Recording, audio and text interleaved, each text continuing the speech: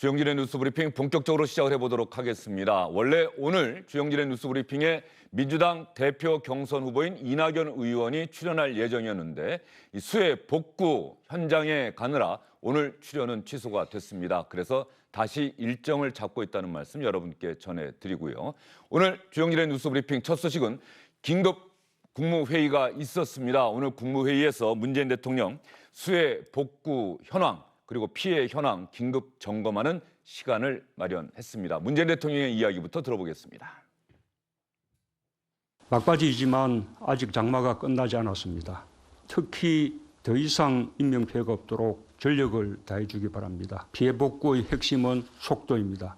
피해 상황을 신속히 파악하고 예비비와 재난재해기금 등 가용 자원을 총동원하여 충분한 재정 지원을 강구해 주기 바랍니다. 전 세계적인 기후변화로 예상치 못한 재난재해가 언제든지 반복해서 발생할 수 있습니다. 특히 SOC 디지털화를 통해 주요 시설물의 재난 대비 관리 통제 기능을 한 단계 높이는 데 속도를 낼 필요가 있습니다. 피해 복구의 핵심은 속도다. 문재인 대통령이 이렇게 강조를 했습니다. 김병민 미래통합당 비대위원, 김민아 시사평론가, SBS의 박문신 논설위원과 함께합니다. 어서 오십시오. 예, 안녕하십니까. 문재인 대통령 이야기를 들으면서 주요 뉴스에 나갔던 내용이 생각이 나네요. 추가 경정 예산, 여당도 야당도 이야기를 하고 있는데 정부는 아직은 검토하지 않고 있다. 이런 소식이 지금 들어와 있어요. 예, 그렇습니다. 오늘 얘기한 것이 조금 전에 들으셨지만은 중요한 것의 키워드는 일단 속도. 예. 속도를 하려고 그러면 돈이 필요하죠. 그러니까 돈은 결국 예산. 그래서 예산이 필요하니까 일단 예비비라든가 재난재해기금은 충분히 써라. 여기까지 얘기한 겁니다. 그리고 이제 관심이 됐던 이른바 4차 추경, 수해 추경이죠. 추가 경정 예산을 어떻게 할 것이냐 이 부분에 대해서는 언급이 없었고요. 예. 언급이 없었던 것은 아마 이제 코로나 추경 때문에 지금 정부 내에 쓸 돈이 없다는 거 하나. 그다음에 또 추가 예산을 하게 되면 이제 대규모의 또 세금 거두는 것이 필요한데 그런 국민들한테 부담을 주는 것을 지금 선뜻하기가 일단 좀 상황을 좀 지켜볼 필요가 있다는 그런 그 판단 하나 이런 것들이 있기 때문에 추가 경정 예산안 관련해서는 별도의 언급 없이 일단 있는 돈 예비비와 재해기금 이걸 먼저 써라 이렇게 얘기를 한 것이고 요것이 끝난 뒤에 어떻게 보면 이제 4차 추경안에 대해서 운을 띄울지 말지, 띄운다면 언제 띄울지 이런 것들이 아마 관심사가 되지 않을까 생각이 됩니다. 예, 정부는 기본적으로 재정의 건전성에 대한 우려 때문에 추경 예산안 편성에 기본적으로는 좀 소극적일 수밖에 없겠다는 생각도 들긴 하는데 여당이 적극적으로 추가 경정 예산안 이야기를 하고 통합당의 김종인 비대위원장도 지금은 필요한 상황이다 이렇게 이야기를 하고 있으니까 결과적으로 정치권이 이렇게 움직이면 추가 경정 예산안 네 번째로 또 편성되지 않을까 싶은 생각도 드는데요. 일단은 정부가 이제 지출을 늘려야 되는 것은 이제 지금 기정사실이죠. 아무래도 지금 이제 여러 수해를 입은 지자체들이 앞다퉈서 또 특별재난 지역의 추가 지정 이런 것들을 요구하고 있기 때문에 그럴 경우에는 국비의 지출이 이제 불가피한 그런 상황입니다. 그래서 돈을 써야 되는 건 맞는데 다만 그 방법에 대해서는 좀 여러모로 좀 따져야 될 부분이 있는 것 같습니다. 그래서 이미 이제 코로나19에 의한 그런 추경이 세 차례 편성이 됐고 그러다 보니까 4차 추경을 편성하게 되면은 적자국채를 발행을 해야 되거든요. 그건 불가피하거든요. 그런 점에서 이제 기재부나 정부 내에서는 좀 지금부터도 내부적인 어떤 검토에는 들어갔다 이런 보도가 나오고 있습니다. 다만 지금 말씀하셨듯이 2조 원가량 일단 예비비가 있고 또 여러 가지 기금이나 이런 것도 있기 때문에 일단은 그것부터 지출을 하고 나서 그리고 이제 각 지역의 이제 수해 상황이나 이런 것들을 좀 파악을 해서 지금 얼마나 추경 규모가 돼야 되는 것인가 이런 것도 좀 계산하면 근거가 필요하겠죠. 그래서 그런 것들을 종합해서 일단 4차 추경은 그 이후에 이제 고려할 것으로 예상이 되는데 말씀하신 대로 정치권에서 뭐 미래통합당이 크게 여기에 대해서는 뭐 반대하거나 이런 뭐 목소리를 내고 있지는 않기 때문에 일단 이제 실질적으로 준비가 되면 정치권에서 빠르게 이것을 처리할 수 있을 것으로 좀 기대가 됩니다. 예, 통합당이 통상적으로 추가 경정 예산안 이번에는 상당히 뭐 필요하다 또 이렇게 밝히고 있어요. 네, 김종인 비상대책위원장도 이와 같은 메시지를 설파한 바 있고요. 정치권의 가장 근본적이고 중요한 역할이라는 것은 국민의 삶에 관련된 일에 대해서 두 팔 걷고 나서야 되는 일이라고 생각합니다. 지금 거듭 계속되고 있는 장마 때문에 수해 피해가 심각해진 상황이고요. 또 거듭되는 장마 때문에 집안이 약해지면서 일어난 산사태의 문제라든지 그리고 이게 지금 현재 진행형에 있다는 것이 더 큰 문제입니다. 앞으로 지금 이 수해를 복구하기 위해서 안간힘을 쓰고 있는 과정입니다만은 이 수해 복구가 온전한 상태로서 일상적인 삶을 회복하는 데 꽤 꽤 오랜 시간이 걸릴 겁니다. 그리고 정부가 특별재난지역을 지정을 하든 그 이후에 이 이재민들에 대한 지원금을 주더라도 이 이재민의 삶에 온전하게 도템이 되는 돈을 다 드리기는 어려운 측면들이 클 겁니다. 결국 지방자치단체와 협력하면서 국비의 적절한 지원으로 우리 국민들이 갖고 있는 어려움을 극복하기 노력을 하기 위해서는 사실 추가 경정 예산안을 비롯해서 예비비라든지 그리고 이 재원을 마련하기 위해 우리가 써야 되는 지출 문제에 대한 지출 구조 조정 등 할 수 있는 모든 노력을 다해야 되거든요. 아마 그런 측면에서 야당인 미래통합당은 정부와 여권을 향해서 더 적극적으로 함께 국민적 위기를 헤쳐나가자고 얘기를 하고 있고 아마 더불어민주당도 전당대회 일정에도 불구하고 이런 문제에 대해서는 같이 여야가 함께 손잡고 국민들을 위해 정치권의 노력을 다할 거라고 생각합니다. 네, 올여름 장마가 아마 오늘부로 역대 가장 긴 장마로 기록이 된다 이런 소식이 들어와 있는데요. 그 어느 때보다 긴 장마로 피해를 입으신 분들도 많고 그러다 보니 추가 경정 예산안이 필요한 것 아니냐는 목소리가 정치권, 여당은 물론 야당에서도 나오고 있습니다. 정부는 아직은 검토하지 않고 있지만 정치권이 이렇게 적극적으로 나서게 된다면 정부로서도 추가 경정 예산안 편성의 필요성, 네 번째 편성의 필요성을 검토하게 되지 않을까 싶습니다. 이런 상황에서 주요 정당 지도부 또 소속 의원들이 수해 복구 현장을 찾아서 힘을 보태는 모습을 보이고 있습니다.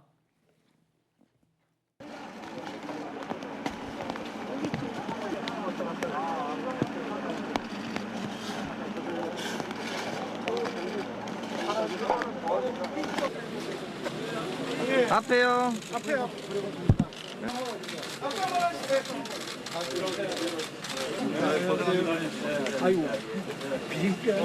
특히 인명 피해까지 발생하게 되어서 마음이 많이 아프고 이번 우리가 폭우를 보면서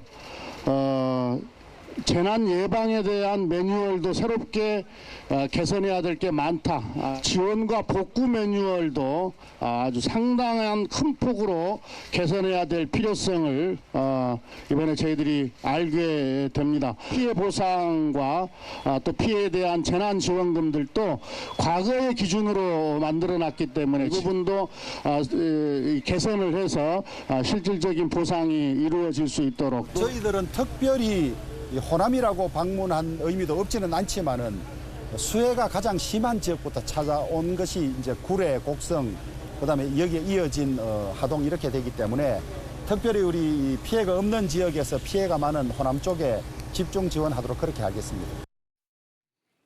예, 많은 언론에서는 통합당이 호남 쪽으로 수해 복구를 나간 것, 이 부분에 대해 상당한 의미를 부여하는 것 같은데 뭐 최근에 발표된 지지율 이런 여론조사 결과도 있고 말이죠.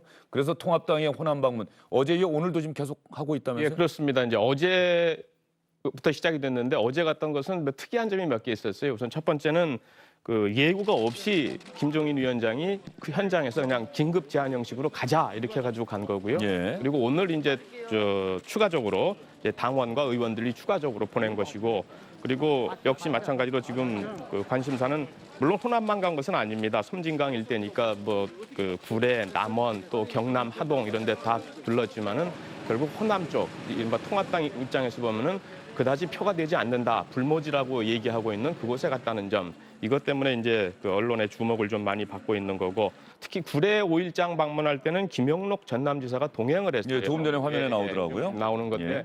그 보통 때 통합당 의원이 왔다 그러면은 아예 그냥 거들떠보지 않는다든가 또는 일부 주민들이 뭐 여기 왜 왔냐 하는 뭐 항의라든가 이런 것들이 있는 것이 호남 방문에서 종종 나타나는 그런 모습이었는데 그런 것이 일체 없었다는 점, 이런 점이 좀 특이했고요. 조금 전에 말씀해 주셨듯이 최근 그 여론조사상으로 나타난 그 각 정당별 지지율, 어제 뭐 상세히 설명해 드렸습니다만은 그 호남에서도 18.7% 어제 리얼미터 여론조사로 나왔거든요. 그러니까 두 자릿수를 넘어간 거를 그렇게 많이 보질 못했었는데 두 자릿수 전주에 12%대였거든요. 그러니까 6%포인트대가 오른 건데 뭐 이런 한 자리 숫자를 탈피해서 두 자리 숫자가 그것도 계속 상승세를 타고 있다는 점, 이런 점들이 통합당이 움직이게 되는 어떤 고무적인 요인들이 아니었나, 이런 판단 아래 또 움직였다면 움직일 수도 있지 않았을까 하는 그런 느낌도 듭니다. 김병민 비대위원, 미래통합당 비대위원인데 뭐 그런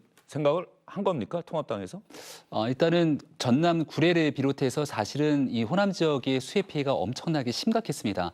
그러니까 호남 지역 만을 대상으로 방문했다기보다는 수해 피해가 당초 처음에 심각했던 충청도 지역에 가장 먼저 김종인 위원장을 비롯해서 지도부가 방문을 했고 네. 수해 복구 현장이 있었던 적도 있습니다. 주말 사이 호남 지역의 이 피해가 너무나 심각했기 때문에 정말 예정이 없는 상태에서 월요일 비상대책위원회를 마치자마자 지금 당장 내려가자라고 결정을 했고 또 가서 현장을 둘러보고 난 뒤에 우리 당이 취할 수 있는 많은 노력들을 하게 되고 또 여기에는 김종인 위원장은 올라왔지만 주호영 원내대표 등 또 지도부는 여기에 대해서도 충분하게 더 오랜 시간 동안 이 지역의 피해 복구를 위해서 무슨 일을 할 것인지 고민하고 있는 상황이기도 합니다. 우리 정당이 지난 4월 15일 총선을 생각해 보면 호남 지역에 공천을 제대로 하지 못했을 정도로 전국 정당이 맞냐라고 하는 그런 비판에 직면했었던 적이 있습니다. 예. 비대위 출범하고 나서 전국 정당으로 가기 위한 노력과 함께 국민이 더 이상 지역과 이념, 진영에 갈려서 이렇게 안 좋은 모습을 보이는 것을 탈피했으면 좋겠다는 모습을 늘 이야기를 했고요. 저희 얼마 전에 발표한 정강정책 초안에서도 5.18 민주화 운동을 적시하는 등 호남 지역과 함께 할 수 있는 모든 역할과 노력을 다하겠다는 말씀을 드리고 있기 때문에 아마 다음 주에는 또 지도부 차원에서 광주 등에 대한 방문을 계획하고 있습니다. 저희가 할 수 있는 정치적인 모든 노력들을 다하겠다는 말씀도 거듭 말씀드립니다. 예, 그런 면에서는 사실은 통합당이 민주당을 좀 배워야 되는 거죠. 민주당에서는 그동안 뭐 영남 지역은 호남이 전통적인 지지 기반이다라고 했는데 영남 지역에 대해서 노무현 대통령 이후로 정말로 부단히 정성을 쏟았고 그 결과들이 각 선거에서 돌아오고 있는데 통합당은 그런 면에서는 좀 호남 지역에 대한 통합당의 정성, 성의 이런 게 그동안 너무 없었지 않았나 이런 생각이 듭니다. 이 수해 복구에 나선 정치인들 많은 분들이 정말로 수해 복구 작업만 열심히 해줬으면 좋겠다. 와서 사진만 찍고 가면 뭐 하느냐. 그동안 사실 정치인들의 이런 봉사활동에 대한 부정적인 인식이 많았는데 그런 어떤 인식을 보여주는 해프닝 같은 것들이 좀 있었습니다. 사진 한번 볼까요?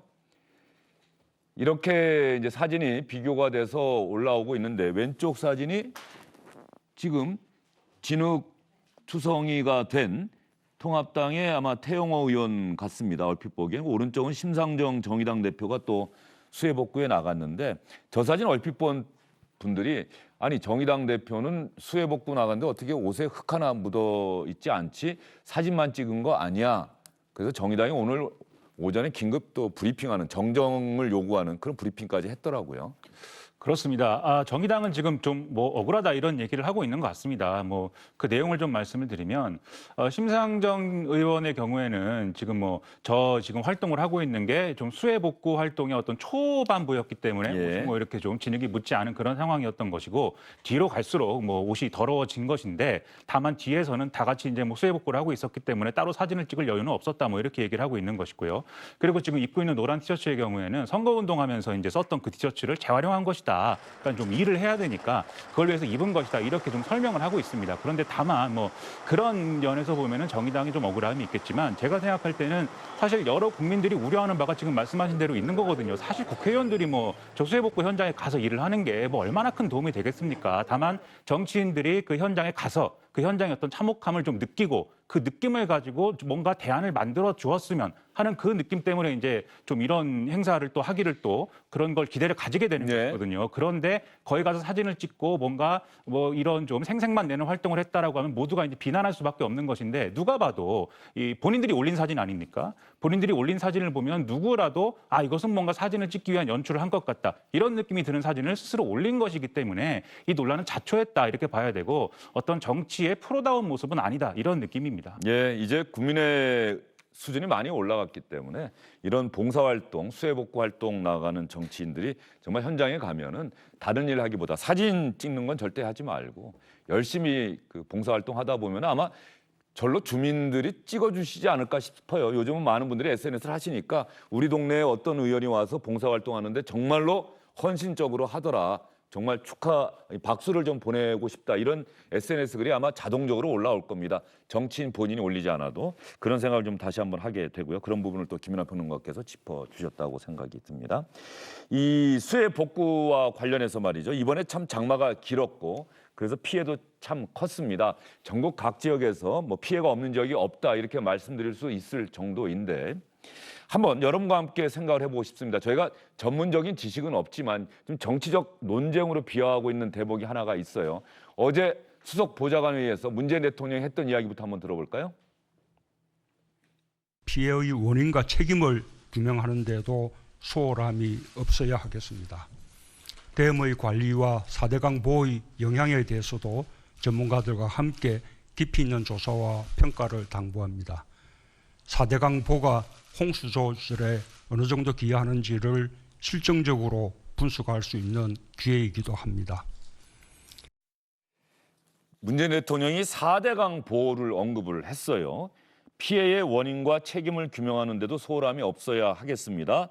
댐의 관리와 4대강 보호의 영향에 대해서는 전문가들과 함께 깊이 있는 조사와 평가를 당부합니다. 특히 4대강 보호가 홍수 조절에 어느 정도 기여하는지 실증적으로 분석할 수 있는 기회이기도 합니다. 어제 이 시간에 정부의 SBS 기상기자가 출연했을 때도 저도 그 질문을 던졌는데 이번 장마가 지나고 나면 아마 기상청 또 환경부가 함께 국토부도 함께 조사를 하게 되지 않을까 이런 이야기를 했는데 정부에서 조사를 해라라고 문재인 대통령이 당부를 한 거거든요. 이 4대강 보호 이 문제가 이번 수해의 원인과 관련해서 정치권의 논쟁이 되고 있는데요. 통합당 쪽에서 아마 먼저 나왔던 것 같습니다. 4대강 보호, 4대강 사업 때문에 결과적으로 이번 수해 그나마 피해가 덜했던 것 아니냐 이런 취지의 이야기였던 것 같은데 이렇게 이야기가 나오면서 정진석 의원이 특히 이 4대강 사업 이야기를 참 많이 하고 있는 정치인인데 말이죠. 그러면서 여당에서 이거는 말이 안 된다. 노웅래 윤건영 의원 이야기 한번 들어볼까요? 그 SNS에 역시 마찬가지 글을 올렸는데 정진석 의원의 이야기에 대해서 재난을 핑계 삼아 치적을 홍보하려는 통합당의 치졸한 꼼수다. 번지수를 잘못 짚었다. 정말 어처구니가 없다. 아직 재난은 진행 중인데 야당은 남 탓부터 하고 있다. 제정신이냐? 이렇게 정진석 의원의 SNS 글에 대해서 강한 비판의 이야기를 했습니다. 그랬더니 또 통합당에서도 또 다른 반박의 글들이 올라오고 있어요. 하태경 의원, 이명박 정부가 추진했다는 이유로 4대강 사업 반대, 보해체까지 강행했다. 가뭄과 홍수 예방에 자신 있으면 지금 즉시 4대강 보를 파괴하고 결과에 책임을 져라. 권성동 의원은 상당히 강경한 주장까지 하고 있는데 이런 분위기 속에서 여야의 지도부도 이 4대강 사업, 4대강 보에 대한 이야기에 직접 나섰습니다. 이낙연 민주당 대표 경선 후보 오늘 수해 복구 활동에 동참을 하고 있는데 이낙연 의원의 이야기부터 서른 민주당 최고위원 이야기까지 한번 들어볼까요? 논쟁 중입니다만 제가 볼 때 적어도 이 일의 순서는 잘못된 건 틀림없어요. 왜냐하면 소하천이나 세천은 그대로 두고 밑에만 했단 말이에요. 네네. 마치 뭐하고 똑같으냐 하면 계단을 물청소하면서 아래부터 물청소해서 올라가면 해도 해도 끝이 없을 것 아닙니까? 저는 사실은 이번에 한국판 뉴딜에 그게 들어갔으면 싶었어요. 예. 그런데 그게 안 됐습니다. 한번 연구해볼 가치가 충분히 있다 생각합니다. 4대강이 없었으면 어쩔 뻔했느냐. MB 때 섬진강도 했다면 물난리를 막았을 것이라는 등 4대강 예찬론을 다시 들고 나오며 수해마저 정부 비난의 소재를 삼고 있습니다. 그러나 이는 사실이 아닙니다. 이명박 정부는 홍수 가뭄을 예방한다며 22조 원의 막대한 예산을 들여 4대강 사업을 추진했으나 2013년과 2018년 감사원 감사에서 4대강 사업은 홍수 예방 사업이 아닌 한반도 대운하 사업 재추진을 위한 사전작업 성격이 크다는 결론이 내리진 바 있습니다. 4대강 예찬론의 낡은 레코드를 들며 재난 피해마저 정쟁화할 것이 아니라 피해 복구를 위해 마음을 하나로 모아야 할 것입니다. 자, 민주당 이야기 들어봤는데 이번에는 좀 엇갈리는 질문을 드려볼게요. 김병민 비대위원 같은 경우는 민주당의 이 이야기, 왜 통합당이 지금 이 상황에서 4대강 이야기를 하느냐라고 비판하고 있고, 또 이낙연 의원 같은 경우는 순서가 잘못됐다. 4대강 사업의 정당성에 대한 이야기를 지금 논쟁 중이니까 그건 두고 생각해봤더니 순서가 좀 잘못된 것 같다. 소하천 이런 데도 했어야 되는 건데 이렇게 이야기를 하고 있어요. 4대강에 관련된 문제로 파고 들어가면 아마 끝이 없는 논쟁이 이어질 겁니다. 벌써 수차례 감사원의 결과에도 불구하고 각종 논박들이 이어지고 있고 또 이명박 정부에 몸을 담았던 정치권 인사들의 경우에는 이명박 정부의 중요한 치적 사업에 대해서 문재인 정부가 과거에 있었던 업적들에 대해서 폄훼하는 일들이 진행됐다라고 얘기를 할 테니까요. 하지만 정치권이 저는 깊이 있게 좀 생각하고 숙고해야 될 것은 정치인의 발언의 TPO가 굉장히 중요합니다. 때와 상황, 장소에 따라서 발언에 대한 무게감과 이 속도를 좀 조절을 해야 되는데 네. 지금 정치인들의 발언 속에서 빠져 있는 건 이재민 분들 그리고 수해로 고통을 겪고 있는 국민들의 마음은 온데간데 없이 사라진 것이 아닌가라는 생각이 지울 수가 없거든요. 민주당에서도 관련된 내용들을 끄집어서 수해 복구에 만전을 기하자고 얘기를 합니다만은 결국 대통령의 발언에서 다시 4대강을 끄집어낸 것처럼 정쟁의 요소로 다시 활용하고 있는 것은 아닌가라는 생각이 듭니다. 일단은 분명한 건 정진석 의원의 SNS 글이 있었습니다만 통합당의 공식적인 발언으로 촉발된 내용은 아니다라는 말씀 거듭 한번 드리고요. 지금 우리가 집중해서 고민해야 될 것은 이 긴 장마가 계속되고 있다는 겁니다. 그리고 과거에는 시간당 100mm 집중 호우, 100년 빈도의 호우가 내렸다 이런 얘기를 듣게 되는데 어느 순간부터 기후변화로 새로운 뉴 노멀이 탄생되면서 이러한 100년 빈도 등에 대한 얘기들이 점점 바뀌는 시대가 되고 있다는 겁니다. 그럼 하수 관거를 비롯한 우리의 사회 공적 인프라를 비롯해서 여러 가지 모든 일들이 이명박 정부 시절에 있었던 4대강에 천착할 것이 아니라 그 다음 미래의 기후변화를 대응할 수 있도록 재해재난을 예방할 수 있도록 정치권이 지혜를 모아야 되거든요. 그런 측면에서 이 재해재난이 진행형이기 때문에 이런 불필요하고 소모적인 노력 뒤로 좀 접어두고 국민들을 위해서 재해복구에 최선을 다한 다음 이 복구가 적어도 한 달 넘는 시간이 걸릴 겁니다. 그 뒤에 내년도 예산 편성이나 그 다음에 있게 되는 사업 속에서 그때 가면 또 다 잊어버리고 없을지도 모릅니다. 절대 잊어버리지 말고 그 다음에 있을지 모르는 재해를 우리는 예방한다고 하는데 그 예방과 대비에 만전을 기할 수 있도록 지혜를 좀 모았으면 좋겠습니다. 예, 김병민 비대위원 이야기 들어봤고요. 그러면 통합당의 이 4대강 사업과 관련한 통합당의 이야기를 한번 들어본 다음에 김민하 평론가에게 질문을 드려보도록 하겠습니다. 한번 들어볼까요? 4대강 사업 자체에 대해서 뭐 여러 가지 말도 많았지만 이번 홍수를 겪으면서 예를 들어서 이 섬진강이 그 4대강 사업에 빠졌던 것을 굉장히 뭐 다행으로 생각하는 얘기를 한 사람들이 있었는데 이번 홍수를 겪으면서 결국은 그것도 잘못된 판단이 아니었나 하는 이런 생각을 할 수밖에 없는 거죠. 4대강 사업 어느 지역에서 물난리가 났습니까?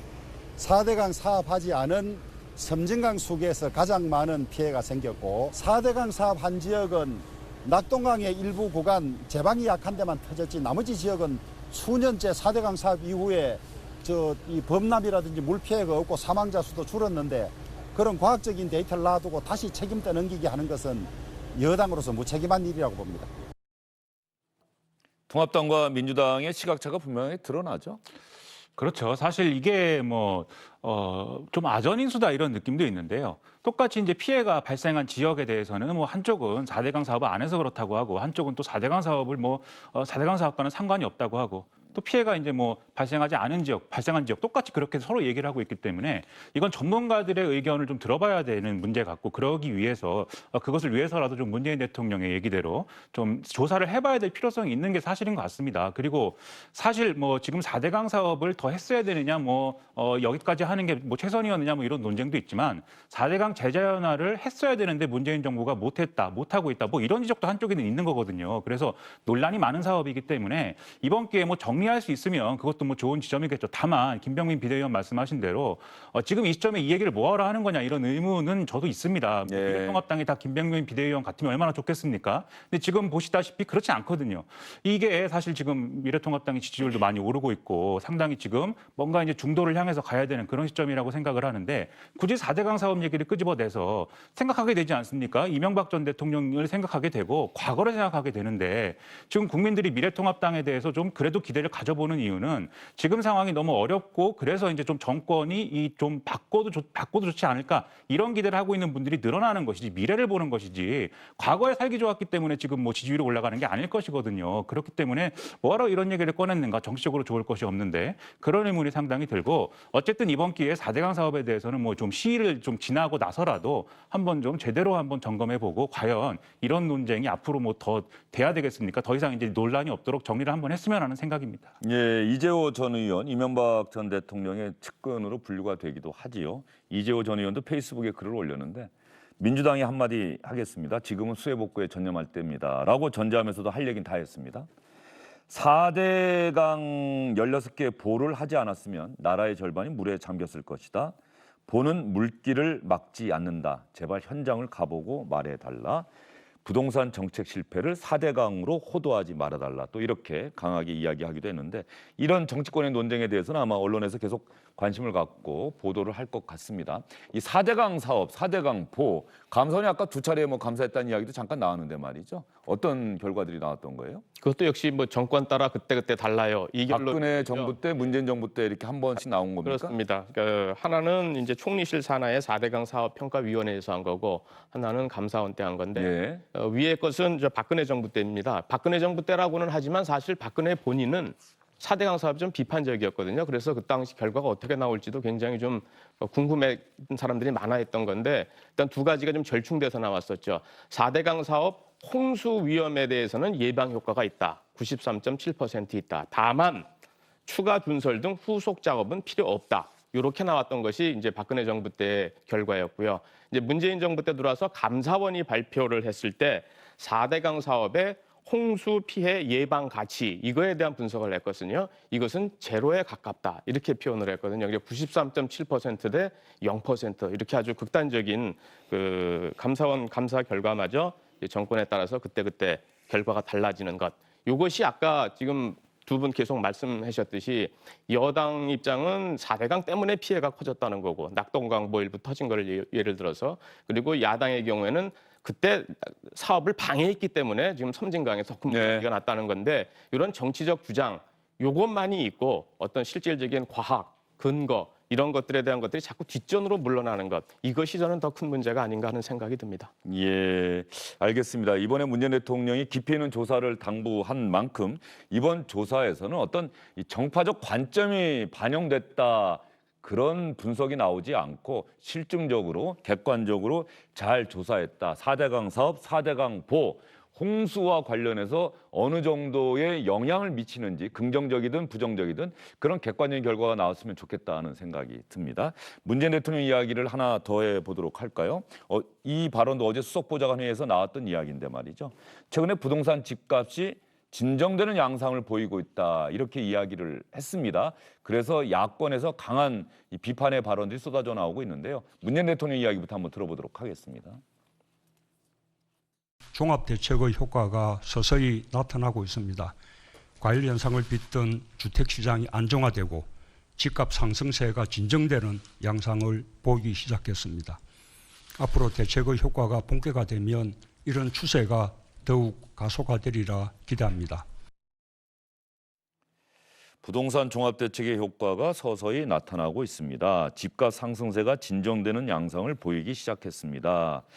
그랬더니 통합당의 김종인 비대위원장은 이렇게 이야기를 해요. 문재인 대통령이 감이 없다. 그리고 참모들이 써준 대본을 그대로 읽는 것 같다.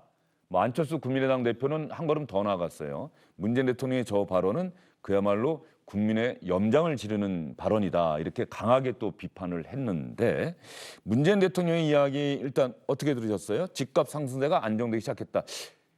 조금은 섣부른 발언 아닐까 싶기도 한데요. 대책이 나온 지가 얼마 안 됐기 때문에. 그렇죠. 말씀하신 대로 뭐 대책의 효과가 나오기까지는 상당 기간 걸릴 것 같고, 그리고 지금 정부가 내놓은 대책이 지금 뭐 강남권의 재건축 단지라든지 이런 좀 주요한 좀 공급의 대상이 되는 곳에서 뭐 긍정적인 반응이 없기 때문에 당장 무슨 효과가 나타나고 있다고는 보기 어렵습니다.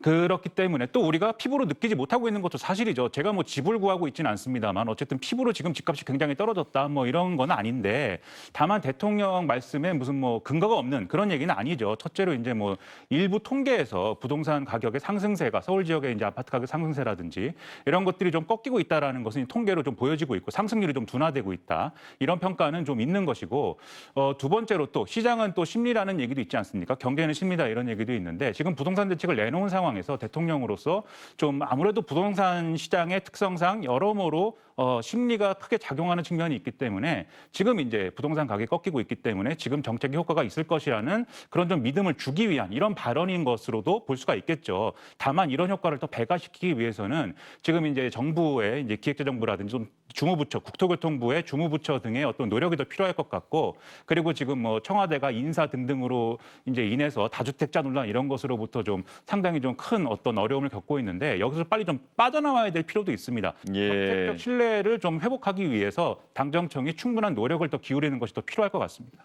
예. 김병민 비대위원은 문재인 대통령 이야기 어떻게 들으셨어요? 저는 좀 철저한 현실 인식을 바탕으로 말씀을 주시면 국민적 공감대를 살 수 있지 않을까 생각이 되는데요. 데이터를 근거해서 얘기하면 국민들의 이 아프고 다친 상처 입은 마음을 결코 이해하거나 공감하기 어려울 거라는 생각이 듭니다.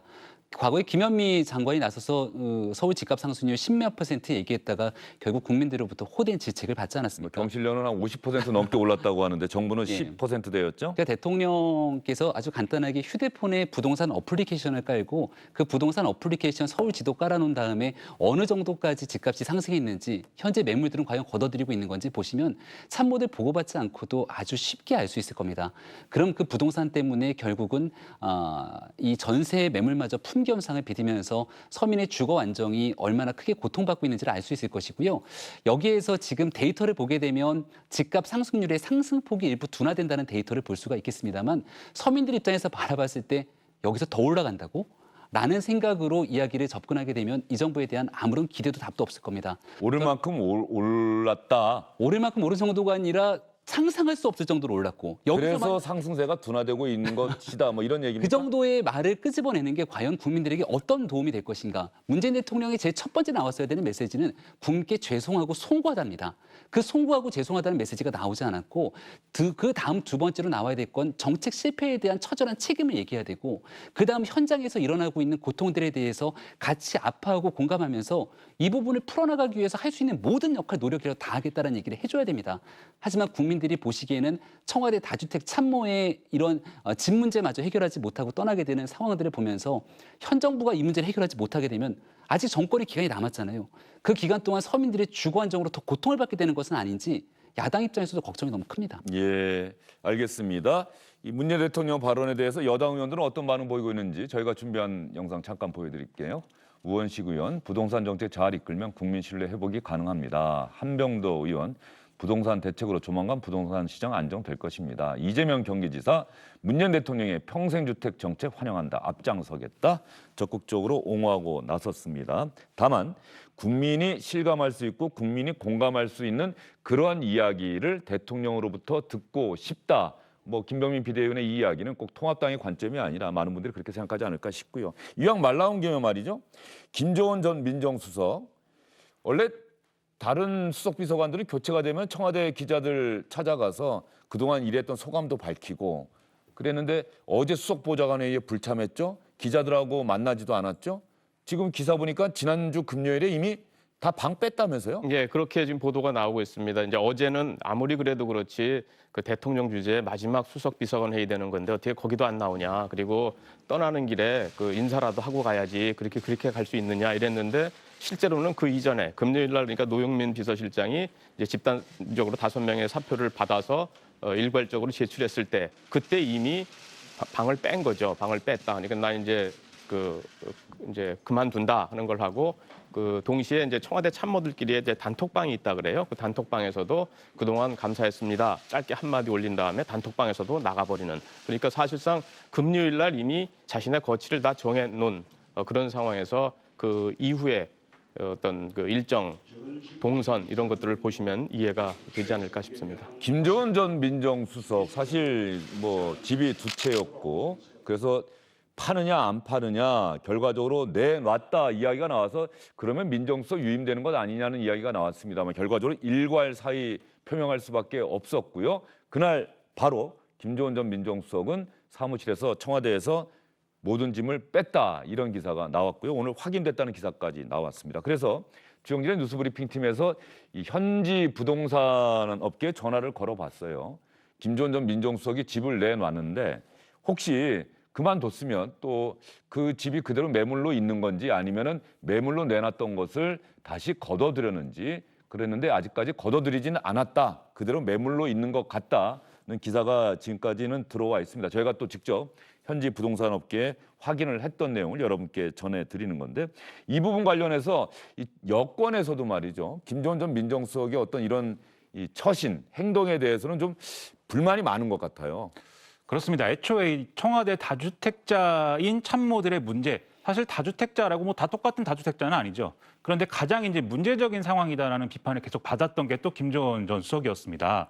그런 상황에서 방금 어제까지만 해도 뭐 인사도 없이 떠났다, 수석보좌관회의도 참여를 안 했다, 이것은 뭐 자신의 어떤 지금 뭐 인사에 대해서 굉장히 불만을 표시한 거 아니냐 이런 해석이 나왔기 때문에 오늘 아침까지만 해도 여당 의원들이 일제히 이제 이것은 좀 부적절한 처신이 아니냐 이런 비판을 막 쏟아냈었거든요.